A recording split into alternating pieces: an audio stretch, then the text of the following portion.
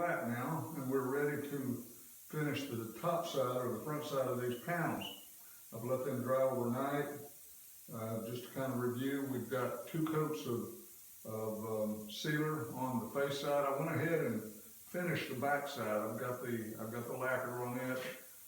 What I did on the back, we're going to do on the front. There's no need for us to go through that twice, so we'll concentrate on the top side here today. So what we'll be doing next is applying a little bit of stain. We're going to mist it just a little bit, kind of bring that tinting a little deeper, darker color that we need to match our sample.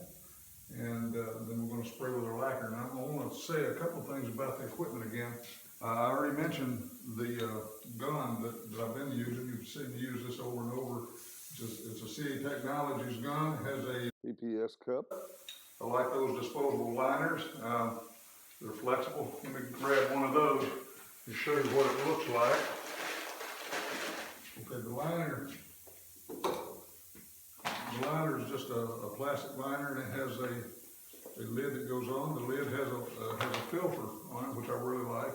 It'll filter any contaminants in it. And this gun is able to shoot upside down because you can pull your air out and it will suck it down tight. So you can't do that with a regular gravity feed gun. Now there's a nice feature of this gun here. Now, you may ask, can I obtain the kind of finish that you're going to get with this with just any gun? And I'm going to say the answer to that's obviously no. I wouldn't expect that you could go down to a big box store and pick up their cheap spray guns and they achieve the same kind of finish. The gun that you're looking at here is about a $500 gun. It is a high quality gun. It atomizes the air. It's a real fine spray, so it does an excellent job. And whenever it comes to the lacquer, I've done many jobs shooting lacquer in this, but since I do a lot of high production work, I do require a little bit better than that. What I've got here is a Bobcat spray gun. I have an air motor, also from CA Technologies. And this gun right here is lightweight. When you're shooting all day, you've got your arm stretched out there, this just makes the world of difference. When you're holding that cup out on the end of your arm, you'd be surprised what it could do to your shoulder by the end of the day.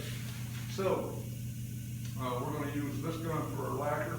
It's sitting down in a 5-gallon bucket, and it'll do a wonderful job also.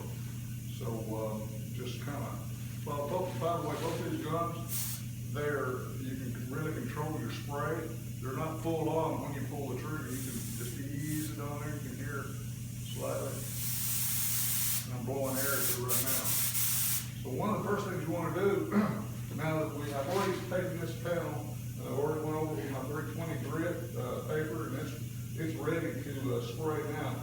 But one of the first things I did, because we're getting to the final stages here, you can tack this off if you want to. Not a problem. I generally can come in with the air first and I'll blow it off, make sure that I don't have any loose air or dust or anything like that that's settling on top that shouldn't be there. So I'm going to go ahead and set this aside here. And I'm going to grab the dye stain and we're going to mist this a little bit. Before I turn the fan on here, I'm just going to go ahead and spray this without the fan. I don't want to do that, but I want you to kind of get an idea of what I'm doing here. I don't want to put it out full bore like that. I'm just going to barely mist this. I'm just want to just bring this up just a little bit. So here we go.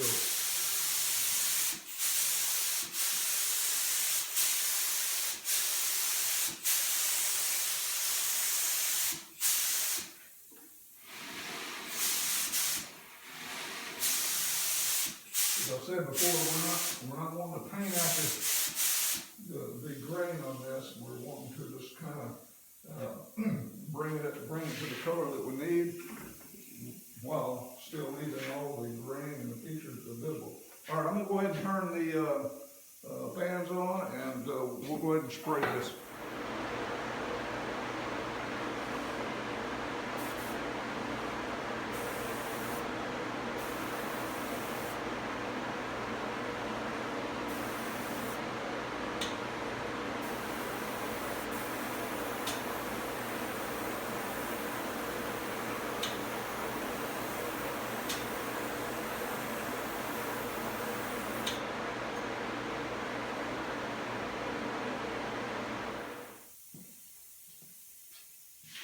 Okay, the first coat of lacquer is down, and you'll see that it's just gorgeous. I put down a nice wet coat, what I call a wet coat. I'm shooting between 4 to 6 mils of lacquer. This is a high solids lacquer, so it's going to evaporate the liquid off and leave the solids in place, and that's what we're looking for. And this is gorgeous. You can still see the browns, you can see the tiger striping in that, and it's just going to be a gorgeous panel whenever it's all done. We'll let that dry, and we'll go back and put the final coat on it, and that will conclude this video series. Good morning and welcome back. We've had the weekend for this panel to dry. We finished on Saturday, we finished putting the first coat of lacquer on, and it's completely cured and dried now. I'll get you over the top of this in just a second, maybe you can get a closer look, but the panel's not quite ready yet. We need to have a little bit more build on this lacquer. So it would just look more rich and more full. This is still not satisfactory yet. It's a beautiful color. Since the lacquer has dried, you can see the grain a lot better than when I left it before. With it being wet like that, you get a lot of high gloss on it, so you're not able to see the panel as it really is. So give me just a second and I'll let you take a look at this. Okay, take a good look at the finished panel here. I'm going to get over here where the light is not hitting it so harsh. Maybe I can change the angle a little bit here. You can see the tiger maple here, striping, the grain. You can see all the grain there. All in all, it's really a gorgeous looking panel. I really like the way it looks. The color matches dead on. I've already taken and compared it to the sample that we have, and it looks good. We just need a little bit more build on it, and that's going to take one more coat of lacquer, and when that's all finished, you'll get a chance to see what that looks like too. So let me post this back up here on the tripod, and we'll get ready to continue this. All right, last thing we need to do here is we need to prepare this for another coat of lacquer. I always want to go back over and hit it lightly with a 320 grit. A couple of ways that the lacquer makes a bond. You can have a mechanical bond, or you can have a chemical bond. If you spray a coat of lacquer on today, and say 3-4 hours later you can spray another coat, the finish is still not cured to the point that it's hard. You'll make that chemical bond that's necessary. You can still get a portion of chemical bond even if you spray this raw like that, because the lacquer is kind of hot when it goes on. But we also want to remove any kind of dust or imperfections that's on top, and that little bit of scratch that we put in it with the 320 grit will also help it make a mechanical adhesion or a mechanical bond, and so that will help us there. Now, from the beginning, I mentioned about using no tack cloths as necessary to do what we were doing before. But here we're on our final coat. This is the final piece here, and this is where it wouldn't hurt to use a tack cloth. I've run over it with my 320 grit. I want to simply blow that off and grab my tack cloth. I'm just going to lightly wipe it off. when I get done with this, I'm gonna show you a panel that, from the last, go around, whenever I put the first coat of lacquer on, where I have a flaw in it. And the temptation, when I first started spraying, if anything fell on it when I sprayed oil, I was so tempted to go in there and get whatever fell on it off. And I've done that a number of times, and I was always sorry in the end that I did that because it made a bigger mess. That temptation to go ahead and take whatever has fallen on your panel off, you need to resist that. Let it go ahead and dry, and then you deal with it. Well, this particular panel that I'm going to show you after we get done with this, I noticed a hair fell on the panel, and I'm going to show you how I get rid of that. It's dried, it's completely dry, it's on there now, so we'll also take care of that, so you get a little bonus at the end of that. All right, so now we run over this with a tack cloth. We're ready to finish this panel, put the final coat on. So let me get the exhaust fans going, and we'll spray them.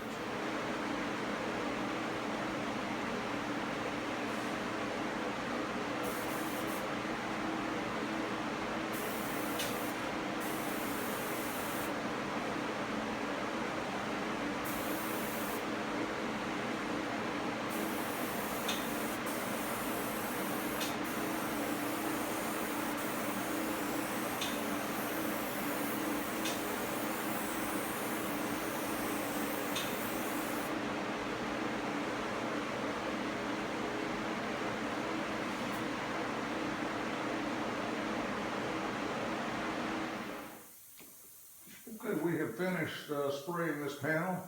We're going to give it time to dry, and whenever it's completely done, you will be able to see the build on this panel. It's just going to be a gorgeous panel. I can't say how much I love this tiger striping that goes on this maple. That's one of the reasons I love maple so much. It has a lot of figured grain in it. Whenever it's done right, when it's finished right, it really just produces a beautiful, beautiful piece of furniture or paneling. By the way, I'll mention one more thing about my spray gun here. The one with the PPS cups that I've been using sprays at about 65% efficiency. In other words, you get that 65% of the material is going on the panel, and the rest goes in overspray. Whereas the gun that you just saw me use is from the air-assisted airless pump. It has about an 85% efficiency. You don't see as much of that going out in overspray. So if you're doing a lot of spraying and a lot of production work, that's the type of system you want to be using. All right, as I promised, I'm going to sit up here and I'm going to show you how I take care of a flaw in a panel, and this may be some help to you in the future.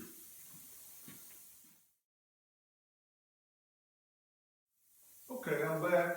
We've got the other panels sprayed, second coat, except this one here. As I told you before, I've got a flaw in this one, and I'm going to show you how to take care of that. I want to mention one other thing. I was asked the question, why would I show my competitors how to do a finish like I do? And I don't have any enemies in this business. I know I've got people that compete. Some of my friends who are in the business, they have a different model than I have as far as operating. I know one particular group, they do a lot of cabinets. They push a lot of cabinets out during the week. They have a lot of number, several employees. They can do that, and so they're doing by volume. They're pushing cabinets out the door, and they may do 1 or 2 kitchens a week, whereas I cater more toward the high-end cabinets, and I don't have but one other gentleman that helps me. We do everything from start to finish, and so my model is set up differently. I'm not saying there's a right way or a wrong way. Their way is not wrong for them. It's making them money. They're running a business, and I run a business, just have a different concept in the way I want to do things. And for me, quality is in the way of advertising since I started my business. I think my quality speaks for itself, and my customers do the advertising for me. So, as far as competition, I'm all for competition in business, but I'm not out to hurt anybody. And if I can help others in this and do something maybe that will improve their finishing techniques, I'm all for it. I'm not going to live forever, and at least I would like to know that I left some little bit of knowledge behind. So we'll just leave it at that. Now I have this panel right here has a particular flaw right here, and I'll bring the camera over so you can see that there's a hair right here. And I'm going to show you how I take care of that and get that out of there. Okay, if you look real carefully right there, you can see that where that hair is falling onto the panel while it was wet, and it's completely dried on there. I'm going to show you a little technique I use to get rid of that. Okay, what I have here simply is a razor blade. It's a good sharp razor blade. I'm going to just kind of lightly lay it on the edge here, kind of tilt it up a little bit. And I'm just going to take and just simply slice that, just easy. You can see it popping up there. Just wiggling it back and forth a little bit. Kind of learned this technique from my old drafting days. We used to fix our ink drawings and clean up mistakes in our ink by using a razor blade. Now, you can still see where the hair was, but we're going to take our 320 grit sandpaper, and we're going to get rid of that little area. Just simply brush it back and forth. We fill that in there. That's good right there, and I'm going to go ahead and do the whole panel like we did the others.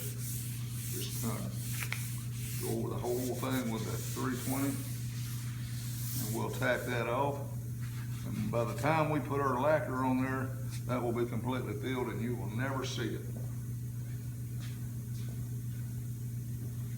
Okay, we repositioned the panel.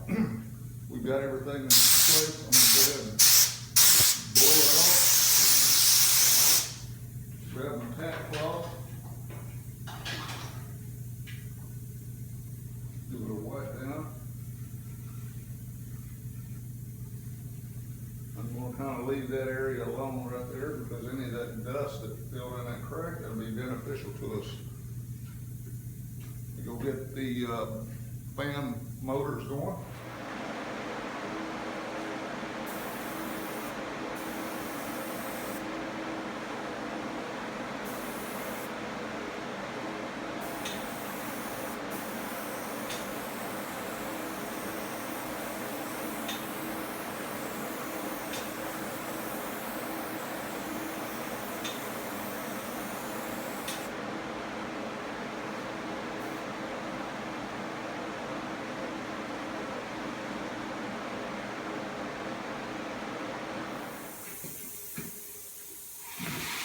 And this area here, this is where the hair was.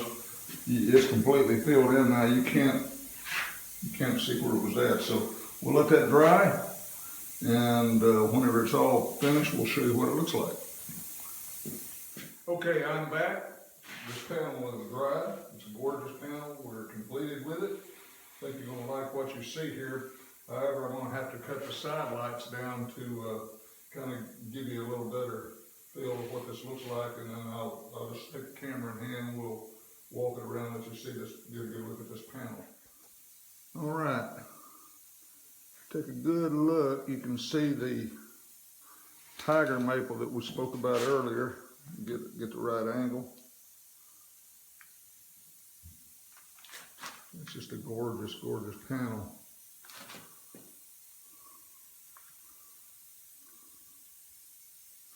Beautiful panel. And I'll bring the other panel over that we fixed. I'll show you that area where we took the razor blade and removed the hair off of it. Show you how that turned out. Okay, here's the panel that we had, and if you remember, Right up in this area here, we had the hair, and as you can see, there's no evidence of it there. It's all gone. So that panel turned out really good. I'm gonna go ahead and put a couple of other panels on here out of the job that we shot, just to kind of give you an idea of the overall job and what these panels look like whenever they're finished like this. Okay, here's a rather large panel. Again, we've got that same color. It's just a gorgeous panel. All of these panels here turned out really nice. This panel right here is actually an applied panel that's going to be applied to the side of an oven tower. There are two of these panels. Here you can see the whole rack full of these same panels.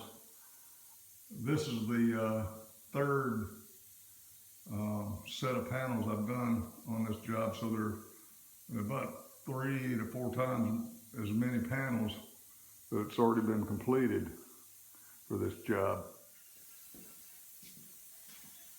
Okay, this concludes video number 3. I hope this has been very informative for you. Hope you enjoyed this, and more than that, I hope you just take these techniques and use them. And maybe it will help improve the quality of work that you do, whether it be professionally for a job or maybe you're just a hobby woodworker. It will help you